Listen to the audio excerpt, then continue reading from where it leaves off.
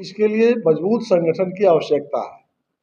तो जो हमारी संगठन पार्टी की चल रही है, बहुत मजबूती से चल रही है, उसको और आगे ले जाने के लिए और मजबूत करने के दृष्टिकोण से ये संगठनात्मक दौरा है और ये दौरा लगातार बिहार के सभी जिलों में हम जाएंगे और इसी तरह की बैठक हम लोग कर रहे हैं। और चुनाव जीतने में संगठन की महत्वपूर्ण भूमिका हो, इसका निर्णय हम लोग कर रहे हैं। इसके तहत आज हम यहाँ फुलपरास में भी उपस्थित हुए हैं। सर, देश की आधी आबादी महिलाओं को माना जाता है और ऐसा देखा गया है कि महिलाएं जिस तरफ रुख करती है बदलाव उस तरफ देखने को मिलता है। तो आपका दावा जो 2/3 बहुमत से जीतने का है, क्या ये रुख देख करके आप कह रहे हैं?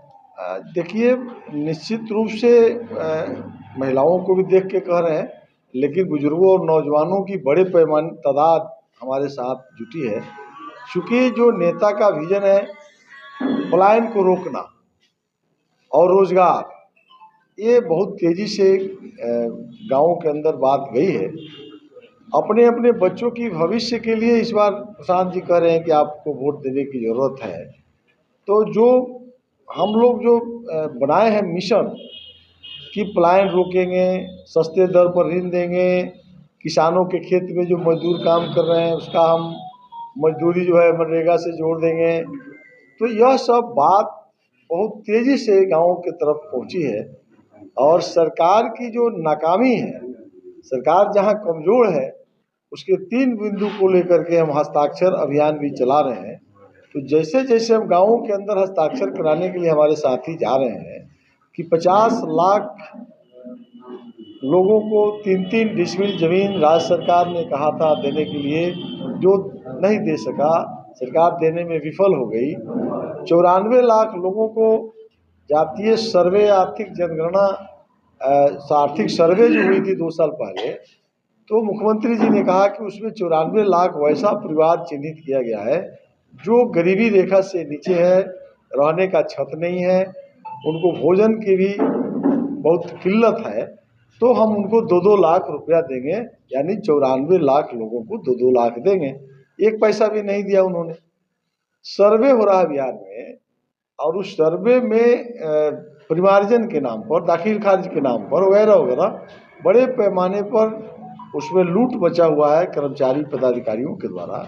तो 3 बातों को लेकर 1 करोड़ घरों तक हमको जाना है और हर अनुमंडल को 1-1 लाख का टारगेट हम लोग दे रहे हैं। 1 लाख परिवार में जाइए और हस्ताक्षर करवाइए। यह 3 काम हो रहा है कि नहीं हो रहा? अगर नहीं हो रहा है तो हस्ताक्षर करें। हम लोग राज्यपाल को समर्पित करेंगे।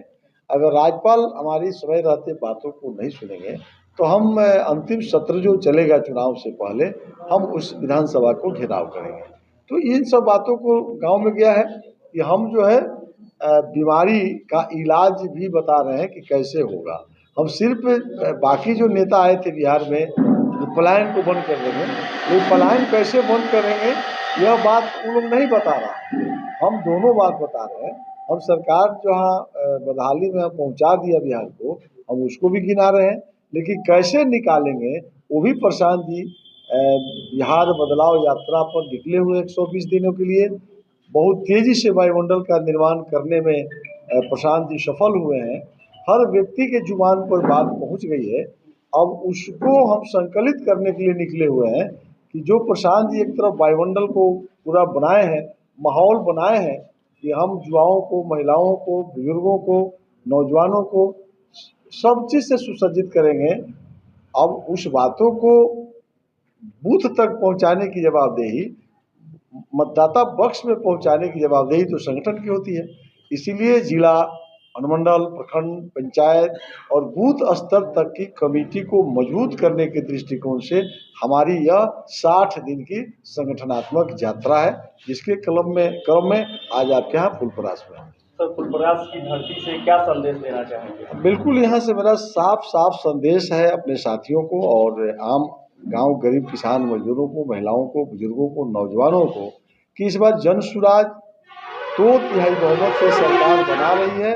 आइए एक बार प्रशांत किशोर जी के नेतृत्व में बिहार को बदहाली से निकालने के लिए, अपने अपने बच्चों के भविष्य के लिए शिक्षा और रोजगार के लिए इस बार सब लोग हमारे साथ जुड़े और आग्रह भी है और निश्चित रूप से आपको विश्वास दिलाते हैं इस बार हम 2/3 बहुमत से प्रशांत जी के नेतृत्व में सरकार बनाएंगे। बहुत बहुत धन्यवाद।